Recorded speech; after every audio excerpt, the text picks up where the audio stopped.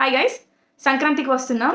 Like వాళ్ళ పేరు పెట్టినప్పుడే మనకు అర్థమైపోవాలి అసలు సంక్రాంతికి ఇంకా మీరు అందరు జరగండి, మేము వచ్చేస్తున్నాం అని చెప్పినట్టే. ఏ మూవీకి లేనంత క్రౌడ్ ఉంది, అక్కడే మీకు అర్థమైపోతుంది ఎవరు విన్నర్ అనేది.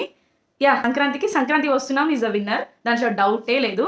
యాక్చువల్లీ సంక్రాంతికి వస్తున్నాం మేము వెళ్ళిన షోకి అయితే 70% లేడీసే ఉన్నారు, 30% మాత్రమే జెంట్స్ ఉన్నారు అనిపించింది నాకు. అంటే అంత ఇష్టంగా వచ్చినారు. మేబీ వెంకీ మామ మ్యాజిక్ అది. అండ్ ఇంకొకటి, మూవీ ఏదో కామెడీ ఇంక్లూడ్ చేసి క్రింజ్ చేసి హిట్ చేసుకుంటాడు అనిల్ రావిపూడి అనుకుంటే మాత్రం వెరీ రాంగ్. ఆయన క్రింజ్ F3తోనే వదిలేసిండు అనిపించింది నాకు. భగవంత్ కేసరిలో ఆయన క్రింజ్ చేయలేదు.